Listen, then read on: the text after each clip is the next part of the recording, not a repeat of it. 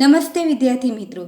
आज के ऑनलाइन अभ्यासक्रम में हम कक्षा 12वीं के विषय हिंदी की 5वीं इकाई का अभ्यास करने वाले हैं, जिनका नाम है भारत से रत्न भरत। और इस काव्य कृति के रचयिता है जयशंकर प्रसाद। तो इस काव्य का साहित्य प्रकार है कविता।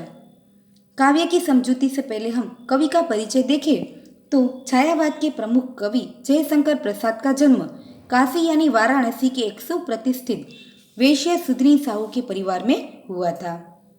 कहा जाता है कि वे 12 साल की उम्र में थे, उसी वक्त उनके पिता का निधन हो गया था, उनकी मृत्यु हो गई थी। इस वजह से पारिवारिक जिम्मेदारी उन पर आ जाती है और इसी कारण वे मिडिल के आगे की पढ़ाई नहीं कर पाए। तो उन्होंने संस्कृत, फारसी, उर्दू और अंग्रेजी का अध्ययन घर पर ही किया था। वे दर्शन, पुराण, इतिहास एवं पुरातत्व के विद्वान थे, यानी ज्ञानी माने गए हैं। तो छायावाद के प्रमुख कवि, नाटककार और कहानीकार के रूप में वे काफ़ी प्रसिद्ध हुए हैं और उन्होंने गद्य और पद्य के विभिन्न स्वरूप पर अपनी कलम चलाई हुई है, इसलिए वे कवि और लेखक के रूप में काफ़ी प्रसिद्ध हुए हैं। इस तरह हम कह सकते हैं कि प्रसाद जी बहुमुखी प्रतिभा के धनी थे। छायावादी कविता को उन्होंने विकास के उन्नत शिखर तक पहुंचाया है। छायावाद की हम यदि बात करें तो छायावाद हिंदी साहित्य का एक महत्वपूर्ण युग था, जिनमें कृतियों की रचना में हम देखें विषय के तौर पर तो सांस्कृतिक जागरण, कल्पना की प्रधानता, प्रकृति प्रेम आदि उस छायावाद की प्रमुख रचनाएं मानी जाती थी। तो छायावादी कविता को उन्होंने विकास के उन्नत शिखर तक भी पहुंचाया था। कामायनी उनकी सर्वोत्कृष्ट रचना मानी गई है। इसके अतिरिक्त लहर, झरना एवं आंसू उनकी काव्य कृतियां हैं। स्कंद ग्रुप, चंद्र ग्रुप, ध्रुव स्वामिनी तथा अजातशत्रु उनके श्रेष्ठ नाटक है। कंकाल तथा तितली उनके 2 उपन्यास हैं। आंधी एवं आकाशदीप उनके कहानी संग्रह रहे हैं। तो इस तरह हम कह सकते हैं कि उन्होंने गद्य और पद्य दोनों पर अपनी कलम चलाई हुई है और लेखक तथा कवि के रूप में प्रसिद्ध हुए हैं। प्रसाद जी मुख्यतः प्रेम और सौंदर्य के कवि रहे हैं। उनकी कविताओं में लौकिक प्रेम की अभिव्यंजना, प्रकृति एवं नारी सौंदर्य का चित्रण, प्रभु के प्रति आत्मनिवेदन और भारत के गौरवमय अतीत के प्रति आकर्षण व्यक्त हुआ है। प्रसाद जी सरल, उदार, मृदुभाषी एवं साहसी और स्पष्ट वक्ता थे। उनकी भाषा शैली अत्यंत प्रौढ़, परिष्कृत और साहित्यिक है। अब तक हमने उनका परिचय देखा है। अब बात करते हैं उनके काव्य के शीर्षक की, जिनका नाम है भारत से रत्न भरत। भरत नाम जो है, उनके नाम पर से ही हमारे देश का नाम भारत पड़ा हुआ है और वे हमारे देश का गौरव है। इसलिए कहा जाता है कि भारत का सिर रत्न वे है भरत।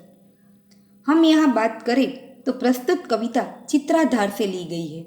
यह हमारा 1 मार्क्स का विकल्प भी है। कवि ने दुष्यंत और शकुंतला के पुत्र भरत की निर्भीकता का वर्णन इस काव्य में किया है। शेर के मुंह से दांत गिनने वाला यह बालक आगे चलकर भरत के नाम से जाना गया है और इसी के नाम से भारत देश का नामकरण हुआ है। हमारा जो भारत देश है, उनका नाम इस भरत के नाम पर से रखा गया है। इस काव्य में हम कहें तो दुष्यंत और शकुंतला के पुत्र भरत की निर्भीकता का, उनकी निडरता का वर्णन यहाँ पर बताया गया है।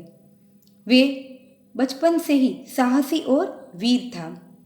उनके पराक्रमों को इस काव्य कृति में दर्शाया गया है, उनकी निर्भीकता को बताया गया है। इस तरह कहे तो उनके नाम से ही हमारे भारत देश का नाम हुआ और इस वजह से इस काव्य का शीर्षक उचित भी है। हम बात करें भारत से रत्न भरत की कथा की तो कालिदास की एक कृति है अभिज्ञान शाकुंतलम। उनके 7वें अंक से इस काव्य को लिया गया है। उनकी कथा सुने तो हस्तिनापुर के राजा दुष्यंत शिकार खेलते समय ऋषि के आश्रम में पहुंच जाते हैं। वहां उनकी मुलाकात शकुंतला से होती है। वहां पर वे उन्हें शकुंतला से मिलते हैं और उसके साथ प्रेम संबंध से जुड़ते हैं। उन्होंने शकुंतला से गांधर्व विवाह किया और उनकी याद में निशानी के रूप में एक अंगूठी दी। कुछ समय बाद वे अपने राज्य में वापस चले जाते हैं। शकुंतला दुष्यंत की यादों में खोई रहती है। एक दिन ऐसा ही होता है कि वे दुष्यंत की याद में खोई हुई थी और दुर्वासा ऋषि का आना न जान सकी, उनका स्वागत न कर सकी। इस परिस्थिति से दुर्वासा ऋषि क्रोधित हो जाते हैं और क्रोधावस्था में ही उन्हें श्राप दे देते हैं। परंतु उनका क्रोध कम होने पर वे पति की निशानी दिलाकर उसे याद दिला सकेगी ऐसा कहकर उन्हें शकुंतला को आश्वासन दिया था। हुआ ऐसा कि सांप के प्रभाव के कारण राजा दुष्यंत शकुंतला को भूल जाते हैं। ऋषि के द्वारा दुष्यंत के पास भेजी गई शकुंतला के पास अपनी पहचान के लिए जो अंगूठी थी वे भी उनसे कहीं खो जाती थी। वे खो गई है, इस वजह से वे दुष्यंत को वे अंगूठी भी नहीं दिखा पाती। इस कारण दुष्यंत सांप के वश से शकुंतला को पहचान नहीं पाते हैं और शकुंतला निराश होकर वापस लौटती है और कश्यप ऋषि के आश्रम में रुकती है। वहीं पर उन्होंने एक बेटे को जन्म दिया जिनका नाम था भरत, जिस बालक को आश्रमवासी सर्वदमन कहकर पुकारते थे। यह बालक बचपन से ही वीर और साहसी था। अचानक ऐसा होता है कि देवयोग से अंगूठी मिल जाने पर दुष्यंत को शकुंतला की याद आ जाती है और वे अपनी पत्नी को ढूंढते हुए जंगल में आते हैं। वहां आकर देखते हैं तो एक बालक किसी शिशु सिंह से खेलता है और उनके मुख से दांत गिनना चाहता है। उस वक्त उस बच्चे की निर्भीकता को देखकर उन्हें लगता है कि जिस पिता का यह पुत्र होगा वे कितना भाग्यशाली होगा। फिर बाद में उन्हें पता चलता है कि वे पुत्र उन्हीं का है। देवयोग से जो अंगूठी मिल जाती है और उसी की याद पर वे ढूंढते हुए जंगल में वहां पहुंचता है तो वहां उनकी मुलाकात शकुंतला और उनके बेटे भरत से होती है। फिर वे उन दोनों को हस्तिनापुर ले जाते हैं और आगे चलकर यही बालक सर्वदमन चक्रवर्ती सम्राट भरत बनता है और जिनके नाम से ही आज हमारे देश का नाम भारत पड़ा है।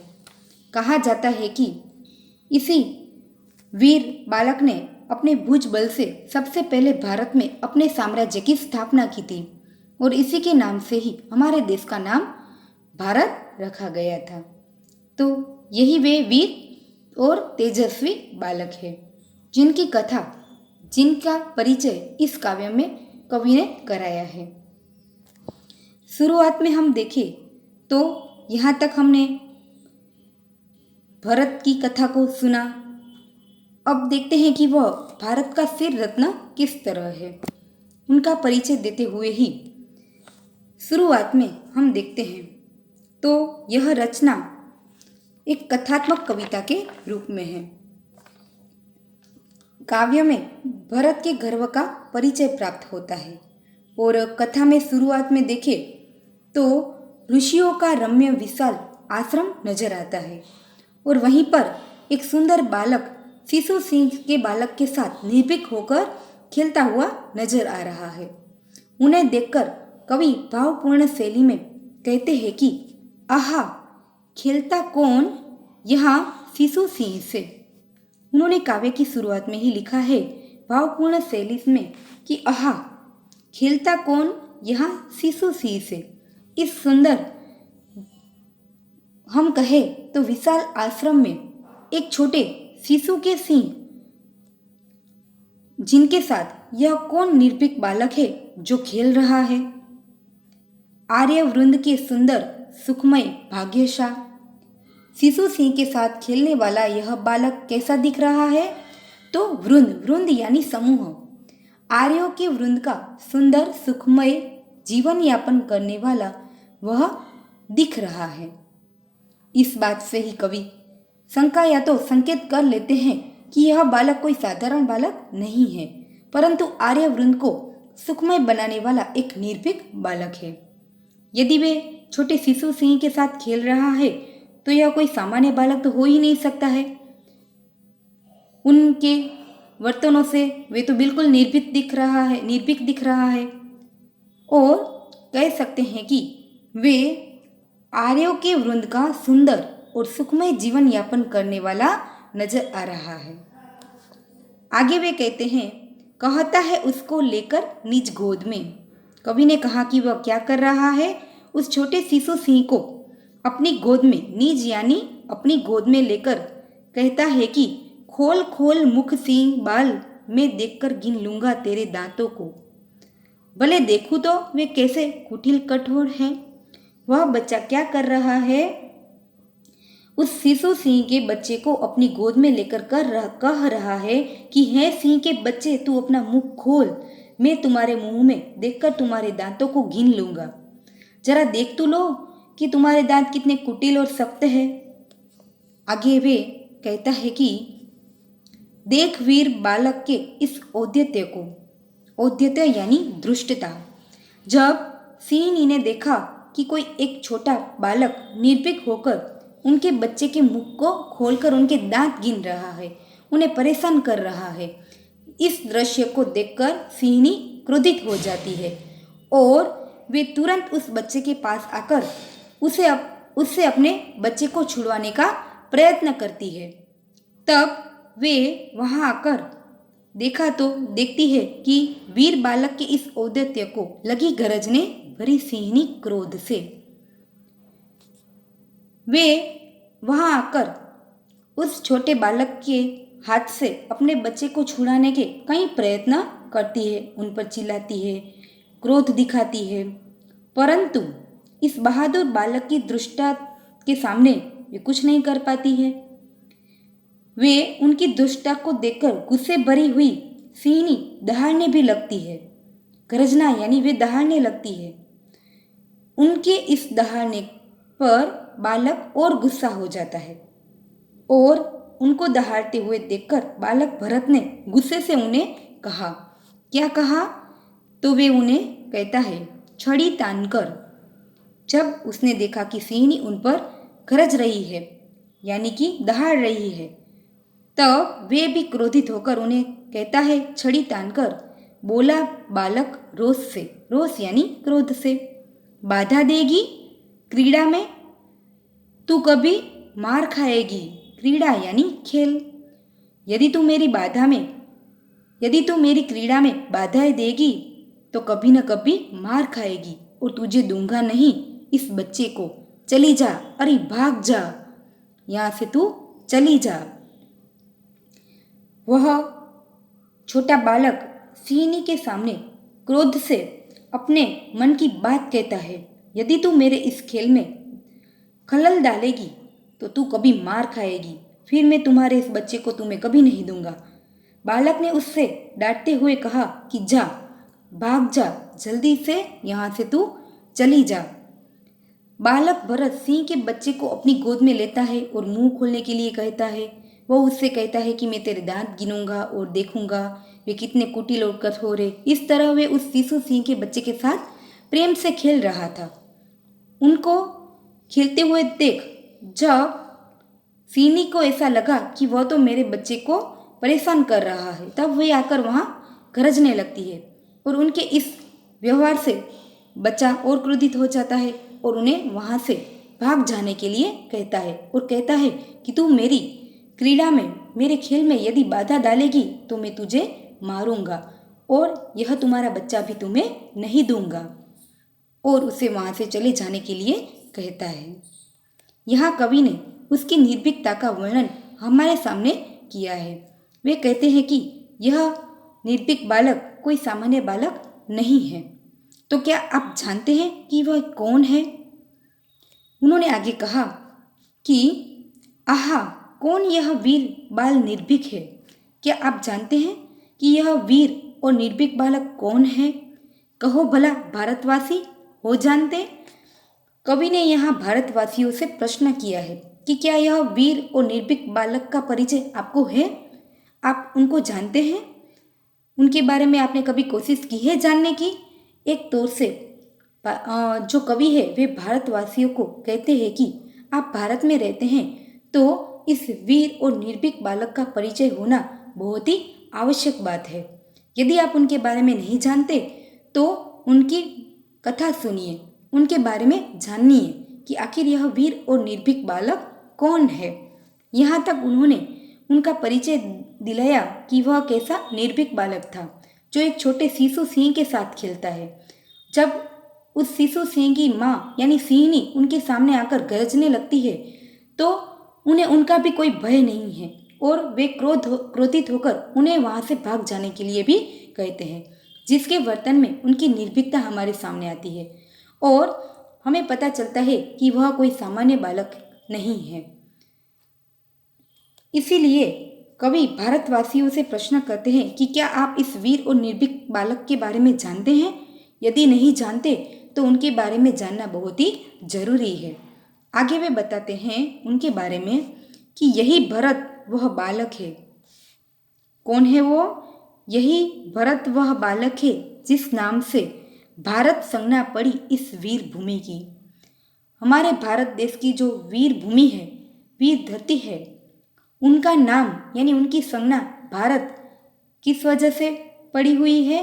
तो हम कहें कि उनकी संज्ञा इस वीर भरत नाम का जो बालक है उनके नाम पर से ही हमारे भारत देश की संज्ञा पड़ी हुई है, यानी हमारे भारत देश का नाम रखा गया है। आगे वे कहते हैं कि यही वे वीर बालक है जिसके नाम से हमारे भारत देश का नाम पड़ा है, जो भारत देश वीर की भूमि कहलाता है। वे बच्चा कश्यप के गुरुकुल में शिक्षित हो रहा है। वह कहाँ पर शिक्षा प्राप्त कर रहा है? कश्यप ऋषि के गुरुकुल में शिक्षित हो रहा है और उसी आश्रम में पलकर बड़ा हो रहा है। उनका पालन पोषण भी उसी गुरुकुल में हो रहा है। गुरुकुल यानी प्राचीन पद्धति पर स्थापित विद्यापीठ। शिक्षित होना यानी शिक्षा प्राप्त किए हुए होना। वह बालक कश्यप ऋषि के गुरुकुल में शिक्षित हो रहा है, वहीं पर भी बड़ा हो रहा है। कानन यानी जंगल में घूमकर बड़ा हो रहा है। निज माता की गोद मोद भरता रहा है। मोद यानी आनंद।